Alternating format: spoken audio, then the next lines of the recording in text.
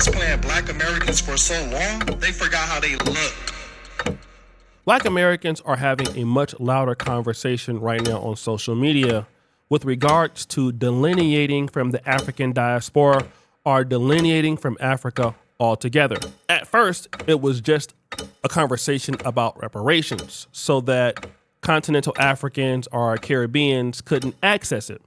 But now the conversation has gotten much worse, and there are some Black Americans who don't want any relationship with Africa. So now the conversation went from reparations to a phenotypical conversation. In other words, Black Americans don't look like Africans at all. Africans been cosplaying Black Americans for so long, they forgot how they look. Because when was the last time you seen a Black American look like this, right? There's no Black Americans that look like this. I don't even need to know his name. I don't even need to hear him speak. I know he's African. And let's not talk about the tribal Africans, the ones that's in their natural form, that's not modernized, right? When the last time you seen a Black American look like this? And I'm gonna keep going. Here's another picture. Here's another one. And another one. I mean, bro, when y'all are not playing dress up, Black American dress up, it's easy to spot y'all. But then there was a response to this. The fact that you look like Fat Joe, little brother, Skinny Mateo, and you coming on this app trying to start diaspora wars between African Americans and Africans is over and beyond me. I'm talking about you barely Black, G. I dead thought you was a mestizo Puerto Rican. I dead ass thought you was I will vote for Donald Trump. Your ass barely Black, G. And you sitting over here starting a diaspora war that's not only xenophobic, but it pushes colorism, featureism, and texturism. As an African American who has been asked, are you African? My whole life, you sound a mess. African Americans and Africans look alike because African Americans come from West Africa. Stupid. You are not the face of the African American community. You should not be speaking. Got him! Now I want to give a shout out to Donnie on Timeout. Donnie on Timeout is a Black American, an African American, but he's very light skinned. He could easily be confused for an Afro-Latino, somebody that's Afro-Dominican. He could be confused for somebody that's Puerto Rican. If you were to look at him and don't say anything, it's easy to pass him off to somebody else. But we as Black Americans understand that we have people that look like Donnie on Timeout in our community, and they are a part of our community. If you go to New Orleans, you have mulattoes. If you look at the NBA, you see people like Steph Curry that are light-skinned like him. We have mixed people like Halle Berry. We have Beyonce. We have evidence of people as light as him or as dark as Tyrone Hill, who was the basketball player. Then you have somebody in the middle like Spike Lee, somebody as dark as Kevin Hart. And all of these people are in the same tribe. The hashtag FBA, hashtag ADOS, the African American or Afro American or Negro, whatever you want to call them, that is the community that these people are a part of. And they have a lot of versatility. But the conversation is that now our tribe, which is hashtag FBA, can determine if somebody is a part of FBA or not. And that's what you heard. Now, the young lady that was roasting Donnie on Timeout is also, I believe, a part of FBA. And she looks like somebody that could be in our community also. And the debates continue. But can we just talk about how African Americans and Africans don't even look that different? And the rebuttals continue. I am convinced that a lot of West Africans do not have a good idea of what they actually look like. Because as a Black American, I can tell from a mile away whether you're Black American or whether you're African. And it has nothing to do with your facial features. It has nothing to do with your skin tone. It has nothing to do with your hair texture. I can tell by looking in your eyes whether you are African or Black American. Black Americans are 400 years removed from Africa. Majority of Africans have 90 to 100% African DNA. Majority of Black Americans have about 20% European DNA. So you're not going to sit up here and tell me that I look like someone who has 90 to 100% African in them when I'm 1/3 white. And I think the big issue here is I feel like a lot of African people feel as if a Black American person is saying, oh, we don't look like you, then we're calling you ugly. No, that's not the case. We just don't look like you. Any Black American would be able to look at you and say, oh yeah, you're African, or hey, you're Jamaican, or hey, you're a Black American. Because we as a community have built such a tight-knit community that we know who our people are. We know our kinfolk. This is important. A few months ago, Phil Scott from the African diaspora basically made a video, allegedly, about Haitians that are in Ohio. And Phil Scott says something that I guess was offensive, according to this person on X. The person goes, "I don't look African. Black Americans don't have African nose and lips. They can tell a Haitian from African American in Springfield, Ohio." Okay? So Phil is saying that, hey, we know our people, we can tell, just like the young lady said the same thing. But putting him next to this person, and if we were to ask who is more African American looking out of Phil Scott or Alex, a lot of people may not pick Phil Scott in the side by side. They might pick Alex Iwobi, who is a Nigerian. And then I want you to look at this particular B-roll as I'm talking. All of these are Black Americans from the Igbo tribe. And if they were to walk around any part of Black America, be Black Philadelphia, Chicago, DC, you wouldn't be able to tell unless they open their mouth. So the reality is, while you can tell some, there are people you cannot tell, all right? There are people who look completely like the admixture that we see in the United States in the Black community. Here's another situation. Here's Phil Scott again, and all of these are Black Americans.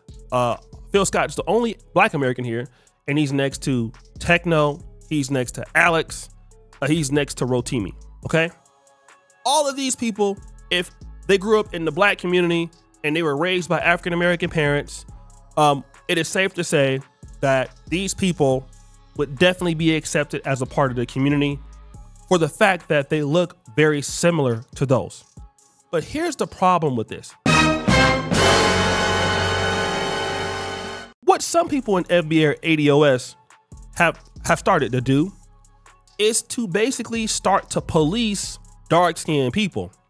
And now you get on the comment section of videos, "Where are your people from?" Right? And that's been happening to me. For an example, this is me and Woden Maya. This is like 2019. Somebody made a birthday post for me, and this is him when he was still skinny. Got him! We were in Nairobi, Kenya. I'm Black American, and he's Ghanaian, okay? And obviously, yes, he does look very Ghanaian, but I do have features that are very strong to West Africa. And when people look at me and they look at some of my commentary or certain opinions, well, then they start to say, "You ain't part of hashtag FBA. You not even Black American. You a tether." Boy, y'all sit your stupid ass down. Who the f you think you is? Now, one of my subscribers drew me as a African chief before, right? This is the picture you're seeing right now. It does look accurate. If you put me as an African chief in this context, I could look exactly like this. And so what I'm starting to see, if people that are dark skinned in the community that have certain features, and now it's almost like hashtag FBA is reserved for people that completely look like, let's say, Will Smith, or brown skin or high brown skin. And then now people who are more darker are, depending on how that person is, our people don't look like you. Like O'Shea, our people don't look like you. And it's crazy because in 2015, when I started and I was giving my experience growing up in Compton and Del Paso Heights and all of that, it was okay then, right? And then, you know, if you have a difference of an opinion about certain things, or, you know, all of a sudden, you know, you said something that somebody don't like, all of a sudden that makes you an automatic hashtag tether, and you've never been in the community anyway. So where are your people from? Give them the rundown. Now everybody asking you for your FBA facts, what I call it. Got him! So you gotta run down and be interrogated online like you're in an FBI room, and you gotta tell them where your grandma was from, where your grandma was from, where your granddaddy was from. By the way, my dad is from a town called Natchitoches, Louisiana. They came with a great migration. You gotta like prove yourself to people on the internet that you're actually a part of where you're a part of. And now what I'm seeing is FBA with certain people, not everybody, is starting to get colorist, because if your features look African just a little bit, now all of a sudden you got to go through the checkup of where your people are from and all that. And now you're not even in the community. You have to be almost like brown skin. And this is something that I've been finding out about what's going on with. This is not everybody, right? With some of the people in hashtag FBA. And we got to understand that not everybody has a white lineage or a lot of strong European DNA in them. Some people have high, strong of European DNA, so they look more light skinned. My family didn't. I guess maybe my ancestors was too ugly to get their cheeks clapped by a white zaddy. So they ended up like me.